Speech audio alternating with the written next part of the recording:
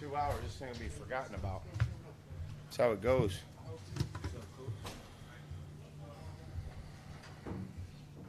That's Ryan. You look sharp. Appreciate it.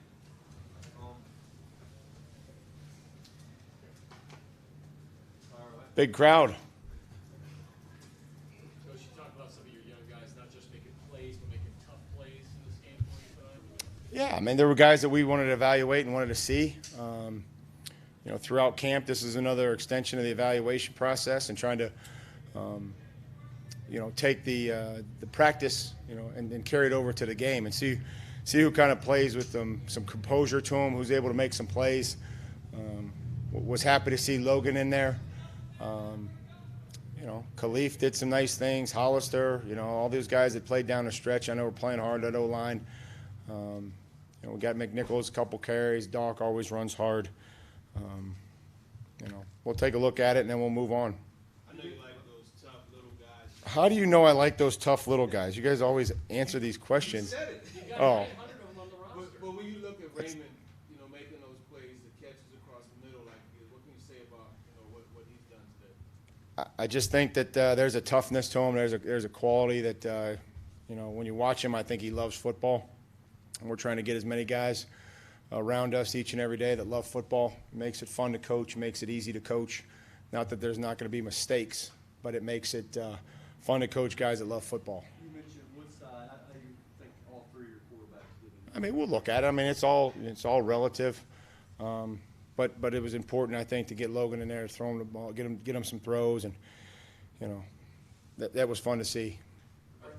Is that what you expect out of that? Is that what you expect out of Tannehill? What you got in there? That's pretty much how you. I mean, we expect the same thing out of every player, be ready to go, know what to do, play fast and aggressive, and do everything in their power to help the team win at as many positions as possible. Looked like there may be some chemistry. Marcus and Adam Humphries out there. Did you like what you saw in that regard? Yeah, I mean, that's why Adam's here, is to kind of be a guy that's reliable, dependable, for the quarterbacks to have trust in him. And I thought it was pretty windy early. I thought it's kind of swirling with the storm coming in, and we were able to kind of convert there a few times. I thought on third down, and then the drive stalled a little bit, but we were able to kind of get the ball back in decent field position with the defense. What led Arthur to being on the sideline? As a lot of things with our daily life in this league is, the headsets were down upstairs up until probably maybe 30 or 40 minutes before the game time. And so, we had made a decision before that we'll just have them downstairs and work with an operation with a few guys upstairs. And then they said they were back on, and Arthur's comfort level was just to be down on the field in case, those went out again. How did as far as the flow of the game? I thought okay. I mean, I think okay. Too many penalties. 10 guys in a huddle on 3rd and 2. Special teams guys kind of forget to remember that they're on the special teams unit, on defense, and those things happen in preseason. We just have to eliminate them and make sure that we're keeping those timeouts for when we need them, as opposed to bailing us out on having 10 guys in a huddle and delay of games. Is that about everything you can ask for in terms of Tannehill coming in and delivering like that? Again, I'm going to reiterate what I said earlier about every player on this team is to be ready to play, whether they start the game or whether they go in the game via injury or substitution, that they're ready to go, and they give the team the best chance to win. And Ryan was one of those guys that did that tonight, along with a lot of other guys. How important is the backup quarterback?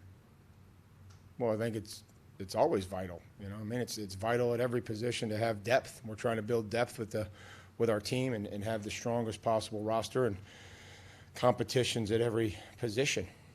You mentioned the penalties. I guess one other glaring mistake is maybe a Dory trying to make a play on the deep ball and missed it. Do you like him being aggressive there? Well, I don't think that's being reckless. That's not being aggressive. Being aggressive would have been to take his left arm, which we all know is the long arm, the one closest to the ball, and bat it down. But it was great to see him come back and make some plays and challenge. And sometimes you don't always execute the play or the detail, how we coach it. That's football, that's life. And so living out there on the corner position, you have to be able to come back and understand they're going to throw at you again. And I thought he was ready to go the next couple times. Got a couple of big catches from your tight ends. Is it good to see those guys sort of carry over what they were able to do toward the end of last season with Perkser and Freeman? Sure. You know what I mean? Prue's been grinding away, trying to improve. As long as he catches every one we throw him, I mean, he's probably not going to be the primary target. But as the quarterbacks progress through, as long as some of those guys catch every one that they throw to them, I think they'll have a productive game and a productive season. Looked like Taylor might have had a couple of drops and perhaps that one on the sideline. Did you think he could have come down with that as well? Is that a matter of concentration from Taylor? You'd be able to ask him here in a second. I mean, I can't tell you how hard he was concentrating or how little he was concentrating. It all go. I think just the understanding the situation, where we're at on third down, where you're at on the field, and then just being able to, when we take shots down the field, we all have to be able to come down with them, and we got to give guys a chance to catch it, and then come up with make those plays when we get them. How much do you notice I know you're coaching, but how much do you observe the veterans kind of cheering on the young guys at the end? Well, it's something that I ask. I've been one of those guys that's been out there in the fourth quarter of these games, and it means a lot to me. It meant a lot to me at the time when I played, when I would look over there and the guys were yelling, "Hey, be alert for this," or "Hey, come on," or whatever, just cheering them on and encouraging them. And we ask them to keep their pads on and stay focused on the game and help those guys in any possible way. After that long Eagles touchdown, your defense really clamped down, and even as you transitioned to other players, kept control of the game. How impressed were you to see? Well, this is just the next step in really where we are in practice, and we'll look at it and see where we were with missed tackles and try to coach the penalties. It's something that I think we all believe in, is that you have to be able to play aggressive in this league, but do it without 12 penalties or whatever we end up having. Any sense on the Riley Bullock injury, whether it's significant or not? Won't know until I talk to Todd at more length and we do some tests, and we'll figure that out later. Anything else? Thanks, guys. Thanks, guys. Safe trip back.